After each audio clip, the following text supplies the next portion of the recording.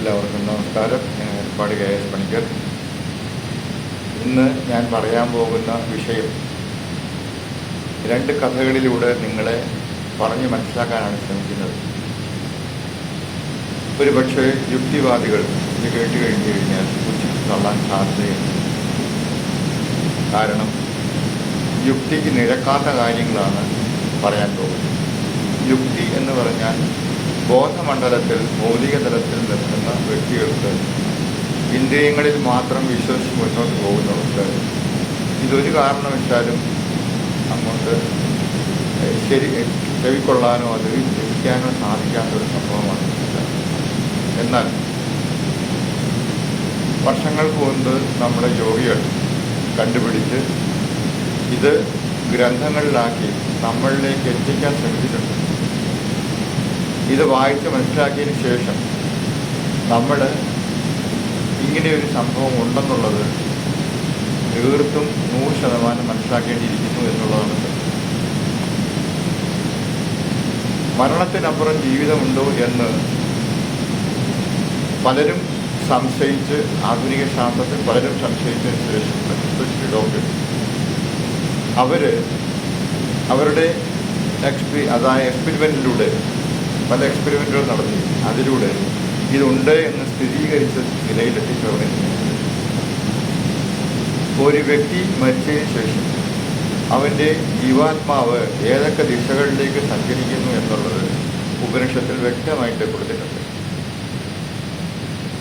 അപ്പം അതിനെ വിശ്വസിക്കാൻ, അതിനെ ഉൾക്കൊള്ളാൻ നമുക്ക് സാധിക്കാതെ പോകുന്നത് സത്യം അറിയാനുള്ള ത്വര നമ്മളിൽ നിന്നില്ലാതെ പോകുന്നതുകൊണ്ടാണ്.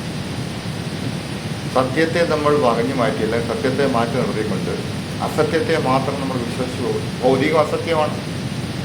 ഇന്നല്ലെങ്കിൽ നാളെ നാം ഇല്ലാതാവും എന്നുള്ള സ്ഥിതി നമുക്കറിയാമെങ്കിൽ പോലും അത് ഉൾക്കൊള്ളാനോ അതിനെ കൃത്യമായിട്ട് നമ്മളിൽ നമ്മുടെ ബോധതലത്തിലേക്ക് കൊണ്ടുപോകാനോ നമുക്ക് സാധിക്കാത്തതിൻ്റെ പ്രധാനപ്പെട്ട കാരണം നമ്മൾ അതിനെ ആ തലത്തിലേക്ക് ആഴ്ന്നിറങ്ങാത്തത് കൊണ്ടാണ്. അപ്പോൾ ഇന്നത്തെ കഥകളിൽ ആദ്യത്തേത് 2 വയസ്സുള്ള മൃദുല എന്നൊരു പെൺകുട്ടിയുടെ കഥയാണ്. അവൾ ഉമ്മറത്ത് അമ്മയുടെ മടിയിൽ തലവെച്ച് കിടക്കുകയായിരുന്നു. അവിടെ നിരത്തിൽ, റോഡിൽ ഒരു വാഹനം വന്ന് അതിൽ നിന്നും പ്രൗഢയായ ഒരു സ്ത്രീ കാറിൽ നിന്നിറങ്ങി റോഡിൽ കൂടെ നടക്കാൻ ശ്രമിച്ചപ്പോൾ മൃദുല എന്ന പെൺകുട്ടി അമ്മയുടെ മടിയിൽ നിന്ന് തല പൊക്കി നോക്കിയിട്ട് പറഞ്ഞു, ആ പോകുന്നതാണ് എൻ്റെ അമ്മ. എന്നിട്ട് നിരത്തിലേക്ക് ഇറങ്ങി ഓടാനുള്ള ശ്രമം നടത്തി ആ കുട്ടി. അമ്മ പിന്നിൽ നിന്നും പിടിച്ചതുകൊണ്ട് ആ കുട്ടി നിരത്തിലേക്ക് പോയില്ല. ആകസ്മികമായി ആ സ്ത്രീയെ കണ്ടു കഴിഞ്ഞപ്പോൾ മൃദുല എന്ന പെൺകുട്ടിയിലുണ്ടായ പൂർവ്വസ്മരണകൾ അവൾ അയവിറക്കി. പെട്ടെന്ന് അവൾക്ക് മനസ്സിലായി താൻ കഴിഞ്ഞ ജന്മത്തിൽ ഏത് സ്ഥലത്തായിരുന്നു ജനിച്ചതെന്നും അവിടെ തനിക്ക് എന്തൊക്കെയാണ് ഉണ്ടായിരുന്നു എന്ന് അവളുടെ ഓർമ്മയിലെത്തി. ഇത് ഡെറാഡൂണിലാണ് അവൾ ജനിച്ചതെന്നും അവിടെ തൻ്റെ സഹോദരികൾ ഉണ്ടെന്നും വലിയൊരു വീട് തനിക്കുണ്ടെന്നും അവൾ പറയുണ്ടായി. അപ്പം ഇത് കണ്ടു കഴിഞ്ഞപ്പോഴേ, അത് കേട്ട് കഴിഞ്ഞപ്പോഴേ ഒരു കാരണവശാലും വീട്ടുകാർക്ക് വിശ്വാസം വരുത്തരുത്. അപ്പോഴവർ പറഞ്ഞു ഇതൊക്കെ വെറുതെയാണ്, ചുമ്മാതാണ്. അങ്ങനെയിരിക്കെ ഒരു ദിവസം അമ്മയെയും അനിയത്തിമാരെയും കാണണമെന്നുള്ള ഒരാഗ്രഹം ഈ കുട്ടി വാശി പിടിച്ച് പറയുന്നുണ്ട്. ദിവസങ്ങൾ കഴിയും തോറും മൃദുലയ്ക്ക് തൻ്റെ ആഗ്രഹങ്ങളെ സാധിച്ചു തരുന്നതിന് നിർബന്ധപൂർവം അമ്മയോടും അതുപോലെ തന്നെ വീട്ടിലുള്ളവരോടും പറയാൻ തുടങ്ങി. അവിചാരിതമായി കണ്ടുമുട്ടിയ ആ സ്ത്രീയുടെ വീട് അന്വേഷിച്ച് ഒരു ദിവസം ഈ വീട്ടുകാർക്ക് കുട്ടിയെയും കൊണ്ട് പോകേണ്ടി വന്നു. ആ ഡെറാഡൂണിലുള്ള ആ വീട്ടിനെ കുറിച്ച് പറയുമ്പോൾ മൃദുലയ്ക്ക് 100 നാക്കായിരുന്നു. അതുപോലെ ആ സ്ത്രീയെക്കുറിച്ച് പറയുമ്പോൾ ഭയങ്കര സ്നേഹവായ്പോടാണ് പറഞ്ഞിരുന്നത്. അവസാനം വീട് കണ്ടുപിടിച്ച് ഡെറാഡൂണിൽ ആ സ്ത്രീയുടെ അടുത്തേക്ക് കുട്ടിയെ കൊണ്ടുപോകുമ്പോൾ ആ സ്ത്രീയെ ആ ആകസ്മികമായി കണ്ടുമുട്ടിയതിലുണ്ട ആ ഉണ്ടായ സന്തോഷവും അതിനോടൊപ്പം തന്നെ മൃദുല കുട്ടിയെ ഇങ്ങനെ മൃദുല ആ സ്ത്രീയെ ഇങ്ങനെ നോക്കി നിൽക്കുക. മൃദുല പറഞ്ഞു, ആ വീട് എൻ്റേതാണ്. എന്നിട്ട് അനിയത്തിമാരൊക്കെ വലുതായി, അവരൊക്കെ എന്ന് പറഞ്ഞു കഴിഞ്ഞാൽ മരിച്ചിട്ടില്ലല്ലോ, അവർ വലുതായി. ആ അനിയത്തിമാരെന്ന് മൃദുല പറഞ്ഞവരോട് കുട്ടി ചോദിച്ചു, നിന്റെ അച്ഛൻ എവിടെ?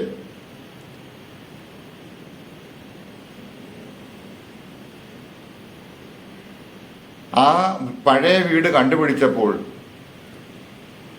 കുട്ടിക്ക് ആ വീട് വളരെ സുപരിചിതമായിരുന്നു. വീട്ടിലെ അലമാരകളെല്ലാം തുറന്ന് താൻ മുൻപേ ഉപയോഗിച്ചിരുന്ന സാധനങ്ങളെല്ലാം മൃദുല എല്ലാവർക്കും കാട്ടിക്കൊടുത്തു. ഒരു കട്ടിൽ കാട്ടി അവൾ പറഞ്ഞു, അതാ ഞാൻ ഇതിൽ കിടന്നാണ് മരിച്ചത്. അന്ന് എത്ര വേദന ഞാൻ അനുഭവിച്ചു. മരണശേഷം തനിക്കുണ്ടായ വിചിത്രമായ അനുഭവത്തെയും മൃദുല വ്യക്തമായി വിവരിച്ചു എന്നാണ് പറയുന്നത്. മരിക്കുന്ന നിമിഷം എനിക്ക് വല്ലാത്ത വേദനയായിരുന്നു. എൻ്റെ ഞരമ്പുകളെല്ലാം തന്നെ വലിഞ്ഞു മുറുകയായിരുന്നു. പെട്ടെന്നൊരു പക്ഷിയെ പോലെ ആകാശത്തേക്ക് ഉയർന്ന സന്തോഷകരമായ അനേകം കാഴ്ചകൾ താൻ അവിടെ കണ്ടുവെന്നും പിന്നീട് കുറേ കാലം എനിക്ക് യാതൊരു ഓർമ്മയോ ബോധമോ ഒന്നും ഉണ്ടായിരുന്നില്ല എന്നും അമ്മയെ കഴിഞ്ഞ കുറേ ദിവസങ്ങൾ, അതായത് ഈ സ്ത്രീയെ, പ്രൗഢയായ സ്ത്രീയെ കുറേ ദിവസങ്ങൾക്ക് മുമ്പ് കണ്ടപ്പോഴാണ് വീണ്ടും എനിക്ക് സ്മരണയിലെത്തിയെന്ന് പറയുന്നു. ഇതൊരു സംഭവമാണ്. ആ കുട്ടിക്കുണ്ടായ പൂർവ്വജന്മ സ്മരണയാണ്. ഇതുപോലെ വേറൊരു കഥ കൂടി പറയുന്നു. മറ്റൊരു പൂർവ്വജന്മ കഥ. ആഗ്രയിലെ പോസ്റ്റ് മാസ്റ്ററുടെ മകളായ മഞ്ജുലത ഓർമ്മ വെച്ചത് മുതൽ തനിക്ക് നഗരത്തിൽ മറ്റൊരു വീട് കൂടി ഉണ്ടെന്ന് പറഞ്ഞുകൊണ്ടേയിരുന്നു. ആ വലിയ വീട്ടിലെ ഇടനാഴികളും കിടപ്പുമുറികളും വിളക്കുകളും അതിനെപ്പറ്റി എല്ലാം അവൾ സവിസ്തരം പറഞ്ഞുകൊണ്ട് വാതോരാതെ പറഞ്ഞുകൊണ്ടേയിരുന്നു. ധ്യാലിയാഗഞ്ച് എന്ന് പറയുന്ന സ്ഥലത്താണ് അവിടെ ആ വീടുണ്ടായിരുന്നത്. ആ സ്ഥലത്തൂടെ കടന്നു പോകുമ്പോഴൊക്കെ വഴിയരിയിലുള്ള ആ വീട്ടിലേക്ക് ചൂണ്ടിക്കാട്ടി അവൾ വിളിച്ചു പറഞ്ഞു, അതാണ് എൻ്റെ വീട് അതാണ്. പിന്നെ വീട്ടിനുള്ളിൽ പോകണമെന്ന് നിർബന്ധമായി. ശാഠ്യം സഹിക്കാൻ വയ്യാൻ വന്നപ്പോൾ അമ്മ ഒരിക്കൽ മഞ്ജുവിനെ അങ്ങോട്ട് കൊണ്ടുപോവുക തന്നെ ചെയ്തു. മഞ്ജുവിനെ അവിടെ എത്തിയപ്പോൾ അവിടുത്തെ താമസക്കാരെക്കുറിച്ച് നന്നായിട്ട് ഓർക്കാൻ പറ്റി. മിസ്റ്റർ ചതുർവേദിയുടെ ഭാര്യ കുറേ വർഷം മുമ്പ് മരിച്ചു പോയിരുന്നു. മരണം നടന്ന സമയത്ത് തന്നെയാണ് മൃദുലതയുടെയും ജനനവും ഉണ്ടായത്. മരിച്ചുപോയ ആ സ്ത്രീയുടെ പുനർജന്മം ആണെന്നാണ് മഞ്ജു അവകാശപ്പെട്ടത്. അപ്പോൾ നമ്മൾ ആലോചിക്കുമ്പോൾ എത്രയോ നിസ്സാരമെന്ന് തോന്നുന്ന കാര്യങ്ങൾ പോലും ഇങ്ങനെ അനേകം കഥകളുണ്ട്. ഈ സംഭവകഥകൾ 100 കണക്കിന് കഥകൾ ഇങ്ങനെയാണ്. ഈ സംഭവ കഥകളെല്ലാം കൂടി കോർത്തിണക്കി കഴിഞ്ഞാൽ മരണത്തിന് ശേഷം എങ്ങോട്ട് പോകുന്നു എന്നുള്ള വ്യക്തമായൊരു അറിവ് നമുക്ക് കിട്ടും. ജീവിതത്തിൽ ഒരു അല്പസമയത്തേക്ക് ഒരു ശരീരം എടുത്തിവിടെ വന്നതിന് ശേഷം ആ ശരീരം ഇല്ലാതാവുന്ന സമയത്ത് അതിൽ എന്താണോ ഫങ്ഷൻ ചെയ്തുകൊണ്ടിരുന്നത്, അതാണല്ലോ ജീവാത്മാവെന്ന് പറയുന്നത്, അതിനെന്ത് സംഭവിക്കുന്നു എന്നുള്ളതിനെക്കുറിച്ച് കൂലങ്കഷമായിട്ടൊരു വ്യക്തിക്ക് ചിന്തിക്കാൻ സാധിക്കുന്നില്ല.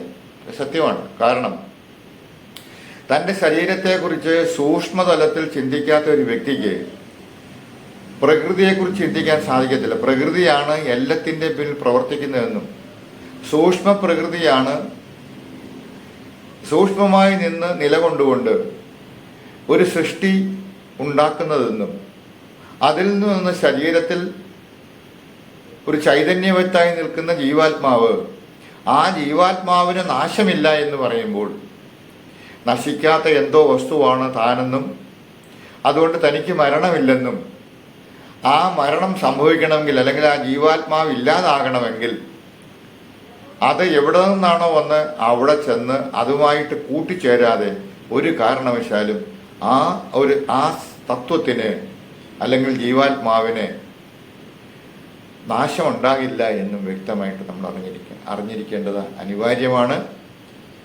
ഓരോ മനുഷ്യൻ്റെയും പിന്നിൽ, മനുഷ്യൻ മാത്രമല്ല എല്ലാ ജീവജന്തുക്കളും, പക്ഷെ അതിൽ ഉന്നത ബോധത്തോടുകൂടി എത്തിയിരിക്കുന്നത് മനുഷ്യൻ മാത്രമേ ഉള്ളൂ. അപ്പോൾ ആ മനുഷ്യന് മാത്രമേ ചിന്തയിലേക്ക് കടന്ന് ബോധതലത്തിലെ ഉണർത്താൻ സാധിക്കത്തുള്ളൂ. ആ ബോധതലത്തിലെ ഉണർത്താതെ ഒരു കാരണവശാലും ഒരു വ്യക്തിക്കും താൻ എന്താണെന്നുള്ള അറിവ് ഉണ്ടാകാൻ സാധ്യതയില്ല എന്ന് നമുക്കറിയാം. അതുകൊണ്ടാണ് ഇപ്പോഴിതുപോലുള്ള വീഡിയോസ് അനേകം വീഡിയോസ് ഉണ്ട്. അതുപോലെ മരിക്കുന്ന സമയത്ത് മരിച്ചിട്ട് തിരിച്ചു പോയവരിലുണ്ടായ സംഭവ വികാസങ്ങളെക്കുറിച്ച് കഴിഞ്ഞതിനകത്തിൽ ഞാൻ ഒന്ന് ചെറുതായിട്ട് സൂചിപ്പിച്ചിട്ടുണ്ടായിരുന്നു.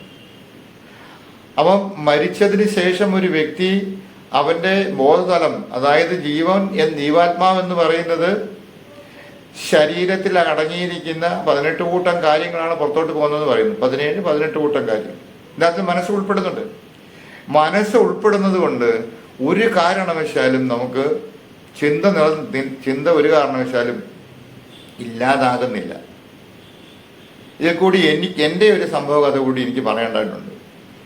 കാരണം ആ കഥ കൂടി ഇതിനകത്ത് വന്നാലേ ഞാൻ അറിഞ്ഞനുഭവിച്ച കാര്യങ്ങളിനകത്ത് കൃത്യമായിട്ട് പറയാൻ പറ്റുള്ളൂ. ഞാൻ മെഡിറ്റേഷന് എൻ്റെ വീടിൻ്റെ പുറകിലുള്ള സ്ഥലത്ത്, അതായത് 2 നിലയുടെ മുകളിൽ, അതായത് മുകളിലത്തെ നിലയുടെ ഒരു സൈഡിൽ യോഗ നടത്തിക്കൊണ്ടിരിക്കുന്ന സ്ഥലത്ത് ഞാൻ രാത്രി ഒരു 7:30-8 മണിയായി കഴിഞ്ഞപ്പോഴേ മെഡിറ്റേഷൻ കയറി. 8:30 കാണും. അവിടെ ലൈറ്റ് വിട്ടിട്ടുണ്ട്. മെഡിറ്റേഷന് കയറി മെഡിറ്റേഷൻ തുടങ്ങി. ഞാൻ ആ സമയത്തൊക്കെ എനർജിയുടെ തലത്തിൽ നല്ല പോലെ എൻ്റെ ശരീരത്തെ എനർജൈസ് ആവുകയും ചെയ്യും. എൻ്റെ ഭ്രൂമധ്യം നന്നായിട്ട് വികസിച്ച് വർക്കൗട്ട് ചെയ്യുന്ന സമയമാണ്. ഇതുപോലെ തന്നെ ഡാൻഡൈൻ ഭാഗം, അതായത് പൊക്കിളിൻ്റെ തൊട്ട് താഴത്തെ ഭാഗം, പൊക്കിളിൻ്റെ തൊട്ട് താഴെ 3 ഇഞ്ച്, അതായത് 2 വിരക്കട താഴെ 2 വിരക്കട അകത്തായിട്ട് സ്ഥിതി ചെയ്യുന്നതാണ് ഡാൻഡൈൻ എന്ന് പറയും. ചൈനീസ് ഭാഷയാണ് ഡാൻഡൈൻ, ജപ്പാനീസ് ഭാഷയാണ് ഡാൻഡൈൻ എന്ന് പറയും. ഈ ഡാൻഡൈൻ ഭാഗം ഉണർന്നു കഴിഞ്ഞാൽ അവിടെ നിന്നും എനർജി പുറത്തേക്ക് കൃത്യമായി വരുന്നത് കൈവച്ച് നോക്കിയാൽ നമുക്ക് സ്പഷ്ടമായിട്ട് മനസ്സിലാക്കാൻ പറ്റും. ഇതൊന്നും ആരും വിശ്വസിക്കാത്ത കാര്യങ്ങളാണ്. കാര്യം ഒരു വ്യക്തി അനുഭവിക്കാതെ ഒരു കാരണവശാലും ഇത് മനസ്സിലാക്കാൻ സാധ്യമല്ല. അതുപോലെ തൻ്റെ നെറ്റിയിൽ നിന്നും പുറത്തേക്ക് വരുന്ന എനർജിയെ നമുക്ക് സ്വയമായിട്ട് വിലയിരുത്താനും മനസ്സിലാക്കാനും സാധിക്കും. ഒരാളിലേക്ക് എനർജിയെ ട്രാൻസ്ഫർ ചെയ്യാൻ സാധിക്കും. ഒരു വ്യക്തിയെ സങ്കല്പം കൊണ്ട്, പോസിറ്റീവ് എനർജി കൊണ്ട് ഒരു വ്യക്തിയുടെ ചെറിയ ചെറിയ രോഗങ്ങൾ മാറ്റിയെടുക്കാൻ പറ്റും. ഏറ്റവും കൂടുതൽ ഇതിന് പ്രയോജനം വരുന്നത് മനസ്സിൻ്റെ തലങ്ങളെ മാറ്റിയെടുക്കുകയാണ്. ഇപ്പം മനസ്സിൻ്റെ തലത്തിലുണ്ടാകുന്ന പ്രശ്നങ്ങൾ, സ്ട്രെസ്സ്, അതുപോലെ തന്നെ അതിന് കടന്നു വന്ന് ഒരു വ്യക്തിയെ മനസ്സ് കണ്ടമാനം പ്രശ്നങ്ങളുണ്ടാക്കുന്ന സമയത്ത് മനസ്സിനെ അടക്കാനും അതുപോലെ മനസ്സിനെ ശാന്തമാക്കാനും, ഒരു വ്യക്തിക്ക് ഉറക്കം വരുന്നില്ലെങ്കിൽ ആ വ്യക്തിയെ ശരിക്കും ടെൻഷൻ മാറ്റി ഉറക്കാനും ഒക്കെ സഹായിക്കുന്ന സംഭവമാണ് ഈ പറയുന്ന സങ്കല്പ എനർജി എന്ന് പറയുന്നത്. കാണാൻ സാധിക്കാത്തത് കൊണ്ടാണ് ഉള്ള വസ്തുവിനെ സങ്കല്പത്തിൽ കൂടെ പറയാൻ പറ്റത്തുള്ളൂ. കാര്യം കാണാൻ സാധിക്കാത്ത സാധനമല്ലേ എനർജി. നമ്മുടെ എനർജി ഇല്ലെങ്കിൽ നമ്മുടെ ശരീരമില്ലല്ലോ. എനർജൈസ് ആയിട്ടല്ലേ നമ്മുടെ ശരീരത്തിൽ ഈ ഫങ്ഷനെല്ലാം നടക്കുന്നത്. അപ്പം എനർജി എന്ന് പറയുന്ന തലം എന്ന് പറയുന്ന ഒരു വലിയ സംഭവം തന്നെയാണ്. ഇത് നമുക്ക് പുറത്ത് പറയാൻ പറ്റാത്തൊരു സംഭവമാണ്. കാര്യം ആരെങ്കിലും ഇതിനെക്കുറിച്ച് ഒരു കാണിച്ചു തരൂ എന്ന് പറഞ്ഞു കഴിഞ്ഞാൽ കാണിച്ചു കൊടുക്കാൻ പറ്റാത്തൊരു സംഭവമായതുകൊണ്ട് ഇപ്പോഴത്തെ വളരെയധികം കാര്യങ്ങൾ നമുക്ക് ഇതിനെക്കുറിച്ച് പുറത്തു വന്നിട്ടുണ്ട്. പക്ഷെ ഇത് ആർക്കും പെട്ടെന്നൊന്ന് പറഞ്ഞു കൊടുക്കാനോ അല്ലെങ്കിൽ കാണിച്ചു കൊടുക്കാനോ പറ്റാത്ത കാര്യമാണ്. പക്ഷെ അനുഭവിപ്പിച്ചു കൊടുക്കാൻ സാധിക്കും. ഒരു വ്യക്തി നമ്മുടെ മുന്നിൽ ഇരുന്നാലും എനർജി പാസ് ചെയ്യുന്ന സമയത്ത് അവർക്ക് വ്യക്തമായിട്ടും അതിനെക്കുറിച്ച് അറിയാനുള്ള അനുഭവത്തിലേക്ക് വരാൻ സാധിക്കുന്നതാണ് എനർജിയുടെ തലം എന്ന് പറയുന്നത്. അപ്പോൾ നമ്മുടെ ശരീരത്തു നിന്നും വിട്ടുപോകുന്ന മനസ്സ്, അതിനുകൊണ്ട് ചിന്തകൾ. അപ്പോൾ ഞാൻ പറഞ്ഞു വന്നത്, ഇതുപോലെ ഞാനിരുന്ന് മെഡിറ്റേഷൻ ചെയ്യുന്ന സമയത്ത് എൻ്റെ മെഡിറ്റേഷൻ്റെ തലം ഉയർന്നു പോകുമ്പോൾ, അതായത് നമ്മൾ 3rd ഡയമെൻഷനിൽ നിന്ന് 4th ഡയമെൻഷനിൽ നിന്ന് സാവധാനം ഉയർന്നു പോകുന്ന സമയത്ത് വേറെ എനർജി ബോഡീസ് നമ്മുടെ അടുത്ത് വരാറുണ്ട്. അത് അറിയണമെങ്കിൽ നമുക്ക് റിയലൈസ് ചെയ്യണമെങ്കിൽ തീർച്ചയായിട്ടും നമ്മൾ ആ തലത്തിലെത്തിയാലേ ഇതിനെക്കുറിച്ച് അനുഭവിച്ചറിയാൻ പറ്റും. അല്ലാതെ നമ്മൾ എന്ത് പറഞ്ഞു കഴിഞ്ഞാലും വേറെ എനർജി ബോഡി നമ്മുടെ അടുത്ത്, എനർജി ബോഡിയാണ് ഈ പറയുന്നത് ജീവൻ എന്നൊക്കെ പറയുന്ന എനർജി ബോഡി തന്നെയാണ്. ഈ എനർജി ബോഡി നമ്മളിൽ വന്ന് അതിന് നമ്മളിലേക്ക് ചില കാര്യങ്ങളൊക്കെ ചെയ്യാൻ പറ്റും. അത് നമ്മളെ പിടിക്കാൻ പറ്റും. പിടിക്കുന്ന സമയത്ത് നമ്മൾ ആ അതേ ഡയമെൻഷൻ നിൽക്കുന്ന ആളാണെങ്കിൽ വ്യക്തമായിട്ട് നമുക്ക് മനസ്സിലാവും നമ്മൾ ആ എനർജി നമ്മളെ ടച്ച് ചെയ്യുന്നുള്ളത്. ഇങ്ങനെ എനിക്ക് മനസ്സിലായിട്ടുണ്ട്. എൻ്റെ ഇടത്തെ തോളിലേക്ക് ആഴ്ന്നു പോകുന്ന അവസ്ഥയിൽ, അതായത് ശരിക്കും പ്രസ് ചെയ്ത ഒരാൾ കൊണ്ടുപോകുന്ന തരത്തിലേക്ക് ആ ഇടത്തെ തോട് താഴാങ്ങടേ ഒരു പ്രാവശ്യം താഴ്ന്നു കഴിഞ്ഞപ്പോൾ ഞാൻ വിചാരിച്ചു ഇത് വെറുതെ ആയിരിക്കും എന്ന് വിചാരിച്ചു. പക്ഷേ അല്ലെങ്കിൽ ഞാൻ വിചാരിച്ചാണ് എൻ്റെ വൈഫ് വന്നിട്ട് പുറകെ കൂടെ എന്നെ തൊഴുവോ അല്ലെങ്കിൽ എഴുന്നേറ്റ് വരാൻ പറയുകയോ ചെയ്യുക എന്ന് വിചാരിച്ചു. പക്ഷെ ഞാൻ കണ്ണോടന്ന് നോക്കിക്കഴിഞ്ഞപ്പോൾ അങ്ങനെയൊന്നുമില്ല. പിന്നെയും ഞാൻ മെഡിറ്റേഷൻ ഉപയോഗിക്കുന്നത് രണ്ടാമത്തെ പ്രാവശ്യവും ആ എനർജി ബോഡി വന്നിട്ട് എന്നെ പിടിച്ച് താഴോട്ടാക്കുന്ന അവസ്ഥയിലേക്ക് ഞാൻ അനുഭവപ്പെട്ടു. ഇത് ചെയ്യുന്നതിൻ്റെ പ്രധാനപ്പെട്ട കാരണം ആ എനർജി ബോഡിക്ക് നമ്മളോട് എന്തോ സംവദിക്കാനുണ്ട്, പറയാനുണ്ട്. അത് വിട്ടുപോയ കുറേ കാര്യങ്ങളായിരിക്കും നമ്മളോട് സൂചിപ്പിക്കാൻ സാധിക്കുന്നത്. ഇപ്പോൾ നിങ്ങൾ വിചാരിക്കും ഒരു ശരീരമില്ലാത്ത ഒരു എനർജി ബോഡിക്ക് എങ്ങനെ സംവദിക്കാൻ പറ്റും എന്നുള്ളത്. എന്നാൽ അത് സാധിക്കും. എനർജി ബോഡിക്ക് സംവദിക്കാൻ സാധിക്കും. ആ സംവദിക്കുന്നത് ചിന്തയിൽ കൂടി മാത്രമാണെന്നേ ഉള്ളൂ. ചിന്താസരണിയാണ്, അവിടെ ചാനലാണത്. അത് നിങ്ങളിലേക്ക് ചിന്തയിൽ കൂടി വരികയും നിങ്ങൾക്ക് ചിന്തയിൽ കൂടി അതിന് ഉത്തരം കൊടുക്കാനും പറ്റും. അപ്പോൾ അതിന് പ്രത്യേക വാക്കുകളോ ശബ്ദമോ വേണമെന്നില്ല. അപ്പം എനർജി ബോഡിക്ക് ഇത് സാധിക്കും എന്നുള്ളത് പറയാനാണ്. എനർജി ബോഡി ഉണ്ട് എന്നുള്ളത് സാധിക്കും എന്നുള്ളത് ഞാൻ ഫീൽ ചെയ്തത്. ഇതൊരു അനുഭവം മാത്രം. അങ്ങനെ പല അനുഭവങ്ങളും ഉണ്ടായിട്ടുണ്ട്. അടുത്ത എൻ്റെ വീഡിയോയിൽ ഞാൻ വേറൊരു അനുഭവമായിട്ട് വരാം, കഥകളുമായിട്ട് വരാം. ഇന്നത്തെ ഈ നമ്മുടെ ചെറിയ വീഡിയോയുടെ നിർത്താം.